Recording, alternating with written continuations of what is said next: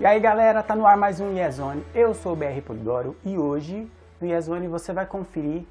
Nós vamos conversar aqui com uma pessoa sobre uma franquia aterrorizante. Daqui a pouco você vai saber com quem que eu vou conversar. E também vai ter games, vai ter séries e vai ter filmes. É agora no Iezone. Mês acabando, mas você vai conferir agora um apanhado com os principais lançamentos do mês nos filmes. Falar sobre discussão de gêneros, acho que é muito importante você usar elementos de humor para poder fazer com que as pessoas recebam com mais carinho, com mais amor, e entender também que é uma situação absolutamente comum. A gente critica muito essa coisa do preconceito das pessoas, da dificuldade que as pessoas têm em se deixar claro os seus gostos. Pai, eu sou gay. Pai, já cheguei. Filme com seu tema, que fala sobre a aceitação, a homofobia, etc e tal, isso me deixou muito ligado. Eu falei, é esse filme que eu quero fazer agora, nesse momento. Eu vou me entregar 100% ao projeto, porque eu preciso estar conectado à mensagem desse filme. Eu acho que a ideia é mostrar os preconceitos de cada um na sociedade. O pai, a mãe, o avó, o irmão. O que eu quero dizer é que eu sou homossexual, que eu sou viado, que eu sou gay, que eu sou bicha. Isso eu quero dizer. Tipo assim, boiola? A homofobia, tipo a misoginia, tipo a avareza, enfim, uma série de coisas que nós estamos vivendo no Brasil hoje em dia, retroagindo, na verdade. Vicente, se isso é uma brincadeira, ela é de extremo mau gosto. Não é brincadeira, pai. Eu realmente sou gay. É fácil fazer desse roteiro uma caricatura, mas a nossa obrigação foi, não queremos caricatura, a gente quer fazer um filme realista para que as pessoas se identifiquem e saiam do filme com uma mensagem na cabeça, que o lema do filme é, tenha coragem para ser feliz. Pai, eu sou gay. Não. Ah, mas pai, eu sou gay, né? Papai, eu sou gay. Toda família tem um segredo. Aproveita que a gente tá aqui no sul e conta pra família. Mário, vocês estão juntos há mó tempão, cara. Você não sai desse armário. Ih, meu amor, deu certo comigo! E sempre chega a hora de revelá-lo. Eu saí daqui pra estudar administração de empresa lá no Rio. Mas eu virei escritor e... Como assim, escritor, mano? Eu sou gay. Só que algumas famílias Desculpa interromper. têm um segredinho a mais. Eu sou gay. Seu irmão abriu o caminho, agora a família tá com experiência. Se um filho gay deixou meu pai no hospital com 2, ele morre, né? Tu já sabia disso, né? Ah, se eu soubesse. Mário, tu vai ter que assumir a cervejaria. Eu? Essa é a Ana Mello, a coach empresarial que a gente contratou. Prazer, Ana. Bom, eu ia adorar saber mais sobre o Mário Brudelich. Você tem namorada? Oh!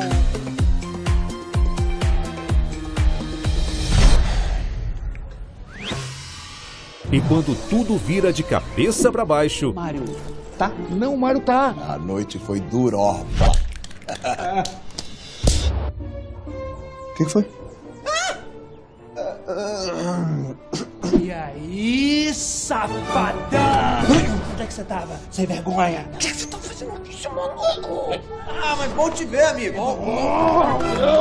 as visitas não param de chegar. Mamãe, eu adoro salsicha. Não é salsicha, minha senhora, isso é uma linguiça bem parruda. Quanta gente bonita. Como eles vão fazer pra manter a pose? Boa noite. Diane? Não, Ana. Diane von Funstenberg, seu vestido. Minha namorada tem um desse. Não para de pensar em você. Maravilhosa. Vocês viram a aparição divina que eu vi? Música tema com Pablo Vittar. Só acha possível amar 2 pessoas ao mesmo tempo? Quem vai ficar com Mário? Vocês são chegados numa linguiça? Ah, linguiça eu adoro. Que beleza, hein? Mário parou ou não? Não, adoro. Tenha coragem de ser feliz.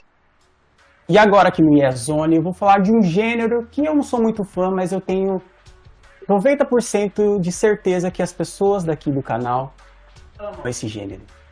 Eu tô falando de terror, suspense, sangue pra todo lado, cabeças vão rolar e etc.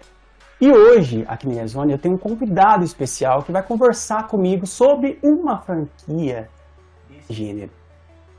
E eu soube que ele era fã desse tipo de gênero de uma forma inusitada. Não sei se vocês sabem, se vocês me acompanham no Fala com o BR. Quando eu fiz uma entrevista com ele em 2019, a minha, vamos dizer, surpresa foi que quando eu pedi para ele citar alguns títulos de filmes sobre o que ele gostava, né? Ele só me citou do gênero específico, ou seja, ele só me citou de terror. E tipo assim, e eu até fiquei meio assustado. Tem um lado psicopata talvez da pessoa? A gente não sabe. A gente vai descobrir hoje, talvez, ou não. Mas brincadeiras à parte, eu estou aqui hoje como apresentador do Next Play Games e também faz as lives no Guia Games com o Kalel Peltrini. E aí, Kalel, beleza? E aí, pessoal, beleza? Muito obrigado aí pelo convite, para estar participando aqui. E tamo junto, é isso aí. Vamos falar um pouquinho sobre a franquia aí. Fala um pouquinho de uma coisa que você não gosta, né? Quase não gosta. Então, né? Polêmico. Quase não faz parte da sua vida, vamos dizer assim. Eu sou bastante fã do gênero, né? Então, vambora, vamos conversar, vamos falar. Bom, assim, essa vai ser uma conversa de fã, sabe? Então, relaxem, respirem, sentem na cadeira e se você gosta da franquia também, né? Não somos especialistas. O Kalel, ele é fã, né? Ele sabe as informações. Eu tenho uma cola aqui na minha frente, mas porque hoje em dia, posso dizer, não é uma coisa que eu procuro, entendeu? Mas eu estou curioso, talvez eu faça uma maratona para saber. É um tipo de conteúdo que eu divulguei em programas anteriores, ao Iazone, no blog. O Leandro falou muito no IaPix. E hoje o Kalel vai me falar, vai me atualizar, né? Vai me fazer amar, talvez, a franquia. Vamos ver. Será que eu consigo? Você, Kalel, lá na sua pequenez, quando você era uma pequena criança, já era gamer, supostamente, você gostava desse gênero já criança, vamos dizer assim? Não, eu não sabia. Até assim, talvez você me pergunte ainda depois qual foi o primeiro filme que eu assisti, e eu vou te falar que eu não lembro qual foi o primeiro filme que eu assisti. Porque quem gostava do gênero era meu pai. De terror, filme de terror, Massacre da Serra Elétrica e tal. Aí, né, pasmem, né, mas é que nem você falou, antigamente a televisão não tinha tanto dessa censura. Meu pai alugava um monte de filme de terror, de desenho também, que eu levava, escolhia Rei Leão lá, enfim, vários, Pinóquio, né, gostava desses desenhos. Mas assim, e aí, uma vez, ele veio com esse tal desse brinquedo assassino. E assim, eu assisti aquele, sei lá quantos anos eu tinha, eu era muito novo, 6, 7 anos, 8, era muito pequeno, desde que eu comecei a ver a franquia. E assim, eu como criança, vi aquilo lá e fiquei chocado, né? Fiquei chocado realmente, né? Porque assim, hoje você... né, fiquei um pouco traumatizado. Você se chocou e ficou normal, eu já fui traumatizado, vamos dizer assim. Mas, uma coisa que eu gostei, sabe assim, o que até hoje eu gosto nas franquias de terror, são aqueles filmes que tem uma reviravolta. Ou seja, de repente aquele personagem que é o inocente, que é o bonzinho, que é o que é bonitinho e tal, é aquele personagem que no final se revela o vilão, entendeu? Então eu gosto desse tipo de reviravolta, principalmente nesses filmes de terror. E eu fui descobrindo isso, né? Então, depois com outras franquias também e tal. Mas o meu primeiro contato, que eu descobri que eu gostava desse tipo de coisa, sabe? Desse gênero de filme e tal. Porque é fantasioso, né, gente? Não é nada real ali. Mas é justamente isso. Você ter uma figura, um personagem ali que passa por ser algo inocente, algo inofensivo. E que, né... com o desenrolar do filme, ele se mostra como o grande vilão e surpreende todo mundo. Então, eu gosto desse tipo de filme aí. Foi o seu primeiro contato, então foi locadora, não foi nem cinema em casa. Eu pensava que você era mais novo, você é de quando? Eu sou de 92. 92, então, 92 eu acho que já passava à tarde? Passava. Inclusive Porque eu sou mais velho, eu sou de 86, então eu já acompanhei mais, né, um período... Então, eu não sei se antes disso aí, se bem que 92 não lembro de nada, né? Eu devo lembrar alguma coisa de 95, 96, talvez. Mas eu não sei se anteriormente já passava na TV, né? Mas minha memória não... Passava. Tipo, não foi seu primeiro filme do gênero que você gostou, né? Ou foi, tipo... Olha, acredito que sim. Acredito que eu não havia tido contato com outras franquias antes de Brinquedo Assassino. A primeira... Posso ter tido, mas eu não lembro. Então, assim, a primeira franquia que me vem de infância que eu tive... que eu vi foi Brinquedo Assassino. O que da primeira versão, né, que foi lançada em 88, que você acha mais interessante desse primeiro filme ali? Que cena que mais marcou você? Que, tipo assim, e que parte do filme ali que você acha que as pessoas devem assistir, porque senão perde o rumo de todo a franquia, assim? Ele é pra você entender todo o restante da franquia, você tem que assistir o primeiro filme. É nele que você conhece quem é o Charles Lee Ray, ou seja, é o verdadeiro nome do Chucky, né? Lá você entende como ele vai parar dentro do boneco. A primeira cena já é uma cena de tiro, uma cena bem de ação, sabe? Que já explica como ele vai parar dentro do boneco. Então, assim, a franquia toda, você não pode levar ela ao pé da letra, a sério. Tá? Então é um universo que você tem que, de repente, ignorar algumas coisas que são reais para você entrar dentro do mundo do filme, né? Você não pode levar tudo ao pé da letra. Eu gosto da batalha final. Eu gosto do final, sabe? Você pode fazer um spoiler, o filme já é antigo, pode? Sim, todo mundo já viu. Eu gosto da batalha Pode final. falar. Eu gosto, assim... O que acontece na batalha final? Me refresca. A cena final, assim, quando o Andy tranca o Chuck na lareira, aí uma frase icônica do Chuck é: "Oi, seremos amigos até o fim." "Oi, eu sou Chuck e seremos amigos até o fim. Quer brincar?" Ele fala isso. Sempre seremos amigos até o fim, né? Seremos amigos até o fim. Aí o Andy tranca ele na lareira, aí ele risca o fósforo e fala assim: "This is the end, friend." Então esse é o fim, amigo. Aí ele taca o fósforo na lareira e ele começa a pegar fogo. E começa a pegar fogo, né? E sai. Aí ele chuta a grade, consegue sair da lareira e sai pela casa, pegando fogo e gritando, né? Então isso era impressionante, né? Ainda é impressionante. E depois, posteriormente, ele tá todo queimado e ele continua vivo e atrás deles com a faca, todo queimado. Depois eles começam a espedaçar ele, tirar as pernas, tirar os braços, até a cabeça, né? Tira a cabeça dele e ele tá vivo, tá falando e tá se arrastando. Ele não consegue mais, mas tá se arrastando até que ele leva o tiro no coração, onde ele morre. Então, assim, essa cena do primeiro filme é muito, muito icônica. E nesse segundo filme aí, já que ele tá lá com a tesourinha e tal, o que você ressalta nessa franquia, nessa segunda versão? Você lembra, assim? Nossa, eu lembro de tudo. Está tudo aqui na minha mente.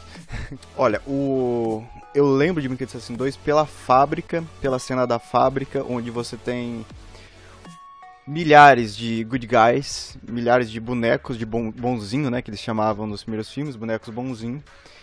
E tem a perseguição lá do Andy, da Kyle. Uma coisa genial que eu gostei nesse filme foi a introdução de um outro boneco, que ele se passa pelo outro boneco que existia na casa. Depois ele enterra o boneco, ele quebra o boneco, enterra, tipo numa sepultura, sabe?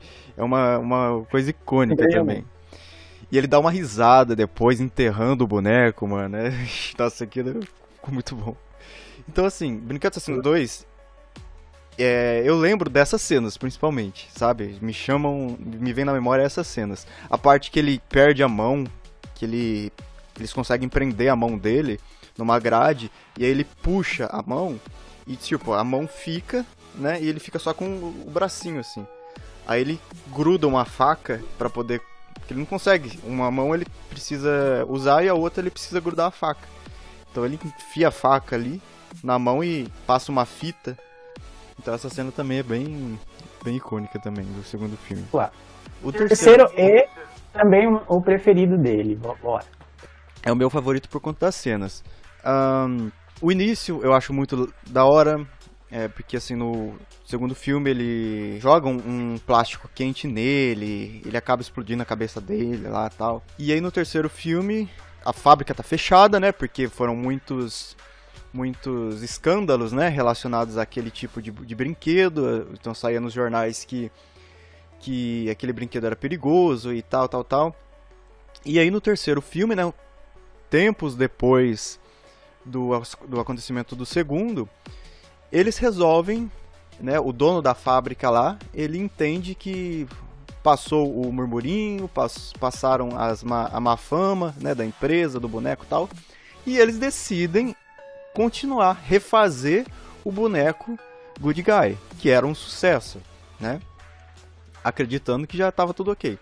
E nesse refazer boneco, eles estão com a fábrica fechada, toda cheia de teia de aranha lá, tava toda zoada. E eles começam já a trabalhar na produção de mais bonecos. E nessa produção de mais bonecos, eles acabam pegando uma parte do Chuck que foi derretida lá. E eles acabam reconstruindo, né, de uma forma indireta esse boneco ali num boneco novo. O Chuck, ele tem de novo um corpo novo, né? E ele revela o segredo, dessa vez não pro Andy, mas para um amigo do Andy, porque ali agora tá numa escola militar, porque o Andy cresceu, né, foi mandado para uma escola militar, né, para se disciplinar, para deixar de ser doido, né, que ele era considerado doido, louco. A mãe dele estava internada, então, e nesse reviravolta ele acaba conhecendo o Tyler, que é um segundo protagonista ali do filme. Talvez até o primeiro, se você for ver. Mas a cena que ele se revela pro Tyler é da hora, a hora que ele se fala que ele é o Charles Lee Ray, que ele sai da caixa. Pra você que é millennial, né, dessa nova geração, que não conhece esse filme, que só conhece essa versão nova que saiu esses tempos agora, assim, estamos falando dessas versões que lançou em 88 a 96, tá? É uma versão, são as primeiras. Então, se você puder dar uma procurada aí para ver em qual plataforma que está disponível, assista. Eu também farei isso. E o que eu tenho de memória mais recente, é esse filme que a gente vai falar agora, que é a da Maria do Chuck. Que eu também, particularmente, por não lembrar muito das outras franquias, é o que eu mais gosto. Eu gosto do filho do Chuck também um pouquinho, mas eu gosto mais da noiva do Chuck. Porque eu acho demais ele ter um relacionamento, cara. É bizarro, porque, cara, como assim, né? Um boneco vai ter um relacionamento? Tem até uma relação sexual do filme, como assim? Entendeu? Não dá pra... é inimaginável. Os 3 primeiros filmes, eles fecham um ciclo muito importante, que é um ciclo de terror mesmo, da franquia, né? A partir de Noiva de Chuck, Don Mancini, ele quis injetar um pouco de humor, né? Comédias de terror. Eu acho legal. Comédias é o que eu acho interessante. Não que nos outros não tinha, porque o jeito dele sorrir na hora de estar acontecendo a desgraça também é um tipo de humor. É um humor esquisito? Sarcástico. É um humor esquisito. Entendeu? Mas ele ficou ainda mais. Porque assim, como que acontece a Noiva de Chuck? Então, no terceiro filme ele se espedaçou lá, não conseguiu passar o corpo nem pro Tyler nem pro Andy. E ele foi, os restos, né, recolhidos dele foram colocados numa delegacia lá e como prova, né, num saco preto lá, um saco plástico.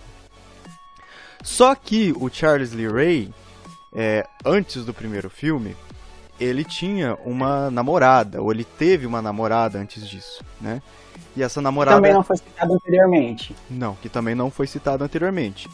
Mas tudo bem. Tudo bem, mas isso assim, isso não seria um furo de roteiro, né? Porque é uma história que não foi contada, tá? E é uma namorada dele que ele teve anteriormente disso, anteriormente de passar o corpo pro boneco. E ela vai pesquisando, né, vai querendo saber onde que ele estava, o que aconteceu, até que ela chega onde tá os restos mortais ali do boneco, né? Ela consegue identificar onde que tá. Aí ela tenta subornar um policial para poder pegar, que é o começo, né, da Noiva de Chuck, é o policial abrindo o armário, pegando os restos mortais dele e levando de carro para ela. E aí ela começa meio que costurar ele, porque o Don Mancini, ele passou, né? Ele já trazia um pouco disso antes, mas ele passou a partir ele começou a fazer comédia de terror com a franquia, ele passou a fazer sátira de outros filmes. E o fato de você costurar o Chuck é uma referência ao Frankenstein, né? Então você tem ali o boneco todo costurado, com uma clara referência ao Frankenstein. E aí, não sei se vocês sabem, mas se vocês assistiram A Noiva de Chuck, vocês estão sabendo. O Frankenstein, ele teve uma noiva também, né? Então entra mais essa paródia dentro de A Noiva de Chuck, né? E agora, no final, né, dessa parte do quarto filme, né, que é a da noiva do Chuck, o cara vai lá, né, ver o que tá acontecendo com aquela boneca toda contorcendo e não sei o que, e sai um demôniozinho, vamos dizer assim, que bizarro. Aí é mais bizarro ainda. Cara, como assim? Ela estava grávida e tem um filho? Ela estava grávida. O que você me diz, Kal-El? Então, assim, o que aconteceu ali foi uma gravidez de voodoo. E a gravidez de voodoo, ela é acelerada. É o que justificam no Filho de Chuck, né? Depois desse filme. E deu origem a anos depois, né? Porque não foi em sequencial, esse daqui já teve um tempo, né? Em 2004, se eu não me engano, veio o Filho do Chuck, quando foi lançado, né? Não Fui quando ver no foi produzido. O Filho de Chuck, ele vai além, ele ultrapassa o limite do que ele poderia ter passado. No quesito comédia, no quesito loucura, no quesito viagem. Então, assim, ele é considerado por muitos fãs, 90% dos fãs consideram o Filho do Chuck como o pior filme da franquia, né? Justamente por essas viajadas que aconteceram nele. Que o filho dele tem sonhos esquisitos de um assassino, mas ele não é um assassino, ele é um bonequinho bom, né? Ele não pretende ser um assassino, e acaba vendo, olha aqui que coisa, olha se não dá um nó na cabeça de quem tá chegando agora, tá? Ele, de repente, acaba vendo a mãe e o pai dele na televisão. É tipo assim, como assim? Se eles morreram lá na Noiva de Chuck, eles estão na televisão, né? O filme, eles estão fazendo um filme do Chuck, dentro do filme do Chuck. E o Glenn, ele herdou o medalhão, então ele conseguiu ficar com o medalhão, né? Como? Não sei, mas ele ficou. E quando ele encontra os pais desacordados, né? Ele lembra do medalhão. Ele, pronto, é o suficiente para ressuscitar o Chuck e a Tiffany ali, que começam a fazer piada depois da cara dele, porque ele é feio, sabe? Então isso começou a ficar um pouquinho forçado demais. O Chuck, ele é sarcástico, mas ele é sarcástico matando, ele não é sarcástico fazendo piada ali com a cara do outro, entendeu? O Chuck tá aparecendo na televisão, né, que eles estão produzindo o filme dele, ele acena. Aí aparece aqui, ó, Made in Japan, no Chuck. Aí ele olha pro braço dele e vê Made in Japan também. Ah, tá, eu não me atentei assim. Só que assim, o Chuck nunca teve essa marca. E aí eles colocaram isso, talvez, furos de roteiro. Entendeu? O Filho de Chuck, ele é uma confusão, cara. Ele é uma confusão. Então, assim, tem gente que prefere até pular ele, sabe? Assim, mas, assim, você não pode pular ele, se você tá vendo a cronologia completa ali do filme, porque ele tem uma parte importante que é a Tiffany voltando a ser humana. Se você, de repente, não quiser ver o Filho de Chuck, você tem que entender o quê? O Chuck teve 2 crianças humanas nesse filme, teve um filho ali, né? E a Tiffany voltou a ser humana. É isso que acontece, em resumo. E a partir daí, né, surgiu a promessa dos produtores, do Tom Mancini, de trazer, né, o filme de volta às origens, né? E aí veio então A Maldição de Chuck. Esse de 2013. Isso. Também demorou um tempão para poder fazer um novo filme. Precisava respirar, né? Precisava respirar, precisava colocar as ideias no lugar. E o que você ressalta? E você continuou, então? Você continuou, sim, mesmo assim, com a expectativa de que aquilo ali poderia voltar a ser aquilo que você tanto procura no filme da franquia do Brinquedo Assassino. Então. Você tinha aquela esperança já ou não? Você já achava que dali não sairia mais nada legal? Olha, eu tinha muita curiosidade de saber como o Don Mancini ia resolver tudo que ele fez, né? Tudo que tinha acontecido. Ele tinha E na sua opinião, agora ele resolveu? Cara, eu só vou poder te responder isso quando a gente falar do último filme. Mas vamos lá. Eu vou responder eu vou responder essa pergunta agora estando em A Maldição de Chuck, tá? Depois você me pergunta ela de novo. Vamos, Maldição de Chuck. Em A Maldição de Chuck, ele consegue resgatar, ele consegue até pescar os fãs mais... como que fala, gente? Os fãs mais antigos da franquia, vamos dizer assim. Antigos, né? Porque na Maldição de Chuck ele traz um prelúdio do que aconteceu no primeiro filme. Então ele usa um fanservice muito forte ali, né?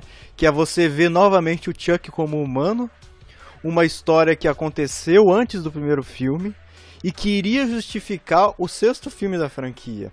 Então ele te agarrou ali, entendeu? Os fãs mais saudosistas, entendeu? Ele chamou a atenção nesse sentido, com a promessa de que ia resgatar o filme de novo nas origens dele. Aí, e assim, os trailers mostravam o Chuck com a cara limpa de novo. Como assim? Se ele tava todo costurado, se no próprio filme de Chuck ele tava costurado, foi despedaçado de novo, né? O que aconteceu? Então começou a cutucar os fãs nesse sentido, entendeu? O que tá acontecendo? O que estão fazendo? Né? E aí gerou bastante curiosidade, isso chamou muita atenção. E a promessa de resgatar. Se você se você é novo na franquia e começa pela Maldição de Chuck, você consegue entender, porque ele te explica, né, o que aconteceu no primeiro filme e tal. A história dele é a seguinte: o Charles Lee Ray, ele teve um relacionamento, ele quis se relacionar com uma mulher antes ali dos eventos do primeiro filme, que não era a Tiffany, era uma outra mulher. Só que essa mulher era casada e ele dá um jeito de assassinar o marido dessa mulher que estava grávida. Ela estava grávida e já tinha uma filhinha, tá? E ele estava muito louco por essa mulher. E assassinou o marido dela e levou ela, né? Tava querendo conquistar ela lá. E levou ela pro esconderijo dele lá. E tava tratando ela bem lá. Se tratando bem, né? Tendo ela como uma prisioneira praticamente, né? Mas ele era louco por ela. E queria fazer de tudo pra ficar com ela. E essa mulher, ela arma uma emboscada enquanto ele não tava lá no esconderijo. Ela consegue falar com a polícia e ver mais ou menos o horário que ele estaria ali para eles pegarem o Charles Lee Ray. E aí, o Charles Lee Ray volta para esse esconderijo e começa a conversar com ela, tal, que ia pegar a menina na escola, a outra menina dela na escola, e de repente começam a chegar os policiais nesse esconderijo. E aí eles começam a brigar lá dentro. E aí ele fala que não ia ficar barato. Ele pega a faca, que é a mesma faca que mostra no primeiro filme, que ele usa. Então isso é mais um fanservice que tem. E ele acaba enfiando a faca na barriga da mulher. E aí ele sai, desesperado, correndo, que aí é onde o policial persegue ele entra na loja de brinquedo, aí a partir daí começa o primeiro filme. E aí ele consegue transferir a alma dele pro boneco e aí desencadeia tudo isso. E aí, voltando pro sexto filme, que é A Maldição de Chuck, o Chuck, ele volta para essa casa aonde essa mulher vivia junto com as filhas dela, junto com a filha dela, aliás, que é a Nika. E ela é paraplégica. Ela é paraplégica por quê? Porque ela levou uma facada, né? A mãe dela levou uma facada enquanto ela ainda estava na barriga. E ela perdeu os movimentos da perna. Então, o Chuck, ele é enviado para essa casa para se vingar dessa mulher, né, que chamou a polícia, que fez, entre aspas, ele acabar transferindo a alma dele pro boneco. Então, por isso que chama Maldição de Chuck, porque ele vem para assombrar essa família, né, dessa mulher que ele estava interessado antes do primeiro filme. Ele é um filme mais sombrio, ele é um filme mais, né? Ele realmente... Se cortou, então, cortou a veia humor. Cortou a veia do humor. E, inclusive, se você pular... se você pegar ele como um filme totalmente novo, né? E você ainda se perguntava, os fãs mais velhos se perguntavam se aquele filme estava ignorando a noiva de Chuck ou não. Por quê? Se você pegar ele da linha do tempo dele, você pode muito bem pegar ele, sei lá, talvez ignorar o 4 e o 5 e começar ali uma maldição de Chuck, entendeu? Então, no começo, pelo fato dele não ter cicatrizes nos trailers, no tal, então ele chegou a se cogitar isso, que o Don Mancini estaria ignorando o 4º e o 5º filme, a noiva e o filho, e fazendo uma continuação a partir do 3, entendeu? Então ele chegou, na sua opinião pessoal, ele chegou sim, não na parte de fã, assim, que por causa dos elementos, ele chegou sim a resgatar a parte sombria e vamos dizer, saudosa das franquias anteriores. Então, você acha que foi... Eu falo mais pela parte, tipo assim, que o pessoal que acompanha poderia respirar aliviado, que tipo assim, o cara entrou nos trilhos de novo. O cara tá entrando nos trilhos. O sentimento foi esse. O cara, ele acordou, ele viu o que tá acontecendo e esse é o caminho. Então esse era o sentimento depois desse filme. Surpreendidos em 2017, chegou o culto de Chuck. O que seria o culto de Chuck, Kalel? Uma sequência direta, obviamente, da maldição de Chuck. E ele introduz um conceito novo no voodoo. Então, por isso que às vezes os fãs mais saudosistas poderiam ter ficado um pouco mais insatisfeitos. Insatisfeitos. Mas assim, eu diria que o culto de Chuck, ele é 70% bom, tá? E 40% não agrada tanto, tá? Por quê? Tecnologia? Não. Não é tecnologia. É a história dele. Ela peca um pouco no que foi introduzido, que foi justamente o motivo dele chamar culto de Chuck. Ele tem a pegada de terror, né? Ele tem uma sacada muito legal, que eu gostei muito, que é o fato de você não entender o que está acontecendo ali no começo, porque existem vários bonecos agora dentro de uma mesma cena, e você acaba depois descobrindo que existe mais de um Chuck, existe mais de um boneco assassino. E é esse o conceito que deu polêmica, tá? Então, de um modo grotesco, o Don Mancini ele vai e coloca assim no roteiro, que o Chuck acessou a internet e descobriu que existia um voodoo diferente para ele fragmentar a alma dele em outros bonecos. E ok, mas é aquele negócio, ou você entra na vibe do filme ou você não assiste. Porque não tem como você assistir se questionando a lógica de tudo a todo momento. A Tiffany envia o Chuck pra Nika no hospício, onde ela tá, num hospital que ela tá internada. Começam a acontecer as mortes nesse hospital. No final, o Chuck ele consegue passar a alma dele pra Nika. Então, 7 filmes. No 7º filme, ele finalmente conseguiu voltar para um corpo humano, como a Nika, né? E sem um medalhão de Damballa. Eu justifico que seja por conta desse voodoo que ele aprendeu novo. Porque ele não fala as mesmas palavras que ele falava nos outros filmes. Então é justificável por isso. Ele aprendeu um voodoo novo. Entendeu? Só que se você me entender, isso fica um pouco raso, um pouco mal explicado, entendeu? Ainda mais da forma que ele aprendeu. Ele acessou a internet. Tá bom que é um filme mais recente e tal, mas sei lá, fica vazio. Existe, antes da gente chegar no próximo, né, que é o último lançado, mais recente, você sabe saciar essa minha curiosidade, se existe algum spin-off dessa franquia? Spin-off, não. Não existe, não, que eu saiba, mas assim, eu não... Ele só criou só o Chuck, ele não existe algum outro filme que ele tenha feito baseado no Chuck? Não tem.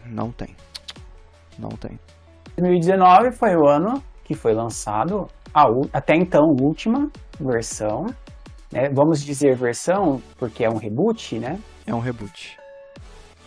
Foi o brinquedo acessório. O que você tem para... que é o nome do primeiro, né? O que você tem a dizer dessa versão, dessa nova versão, desse novo Chuck aí, que ressurge das cinzas do zero, né? Ressurge do zero, inicia-se, starta de novo. Você, como fã da primeira de lá, de 1988, 89, não lembro, 88, que você acompanha todos os filmes, o que você achou? Antes de você contar mais ou menos o que acontece na história, o que você achou? Eu achei um filme legal, gostei do filme. Esse de 2019 foi bem representou bem o de 88 ou não? Se quiser riqueza de detalhes, você vai para o primeiro. Esse parâmetro que você está me falando é difícil de eu te falar. Por que é difícil de falar? Porque o boneco que eles trazem em 2019 não é o boneco que você tem lá do primeiro filme. Não é o mesmo boneco. A começar que o de 2019 é um robô. 2019 não é uma alma. E é esse justamente o ponto que eu, por ser um fã de longa data do filme original, é um dos meus maiores questionamentos. Porque ele sendo um robô, você tem medo de robô? Ninguém tem medo de robô. Entendeu? E você trazer ele como um robô, sem restrições, né? Porque o que acontece no de 2019 é o quê? É o cara que tá trabalhando forçado lá, ele resolve pegar um boneco ou mais de um boneco, né? Que ainda não se sabe, mas ele pega, pelo menos mostra ele fazendo isso com um boneco e traduzindo para o dia a dia, né? Porque hoje em dia é aquela questão, nem sempre quem chega na franquia não vai entrar nessa vibe do um humano possuindo um boneco. Eu entendo isso também. Mas eu acho que o sobrenatural dentro do boneco é algo que faz toda a diferença, entendeu? Porque você está lidando com um robô no de 2019. No original... Aí entra o que eu cheguei a comentar com você até nos bastidores antes da gente começar a entrevista. Ele conta a história, mas perde a essência. É isso que eu quis dizer com a primeira pergunta que eu fiz a respeito do filme, entendeu? Sim, nesse sentido sim. Porque pra mim faz toda a diferença. Toda a diferença. Porque você tem medo de uma assombração, você tem medo de um sobrenatural, mas você não tem medo de um robô. Se você assistir o filme, ele começa como um boneco bom. Ele é inocente. Tem alguns momentos do filme que você fala, nossa, que cena bonitinha do Andy brincando com ele, ensinando lá ele e tal. Ele é um robô, ele tá aprendendo. Só que a inteligência artificial dele, ela não tem limites. Então ele vai aprender o que é certo e ele vai aprender também o que é errado. Em várias vezes no filme, ele é mostrado situações a ele. São mostradas situações a ele boas, positivas e também situações negativas. E ele absorve todas elas, entendeu? Então, olha como que vai começar a acontecer. Quando alguém ofendeu o Andy, ele vai entender que essa pessoa é uma pessoa ruim, mas não é amigo. Então, o robô passa a entender que aquela pessoa não gosta do Andy. Então, ele vai começar a tentar fazer mal para aquela pessoa. Né? A primeira vez que ele faz mal para alguém é quando o Andy tem um gato, o Andy tem um gato na casa dele e o gato faz alguma coisa que o Andy não gosta. Uma cena depois, o Chuck tá estrangulando o gato. Entendeu? Então é uma inteligência artificial que ela não tem necessariamente maldade nela, mas ela aprende, ele vai aprendendo as coisas e passa aí a escolher, fazer algumas escolhas no filme que passam a não ser as melhores, né? Então por isso ele começa a ficar malvado e tal, mas é um robô. É um reboot, ou seja, ele vai te contar uma outra história com algum embasamento na original, mas com conceitos diferentes, com coisas diferentes, e que de nada depende de toda a franquia até o 7º filme que você tem ali do original. É o mesmo criador? Não, é um dos produtores do It, se eu não me engano, do palhaço lá, sabe? Ele participou. E não tem nada a ver com o Dom Mancini e nada disso. E para finalizar, a minha curiosidade agora é o seguinte, porque é mais, vamos dizer, técnica. Por quê? Para quem não sabe, para quem não assiste, quem não assistiu, vai no YouTube do Kal-El, do Next Play. E também assiste aqui na programação que também tá passando. Tá aparecendo aqui embaixo, ó. Tá aparecendo aqui embaixo o letreiro. Tá aparecendo aqui embaixo. É / Next Play Games, né, Kal-El? Isso.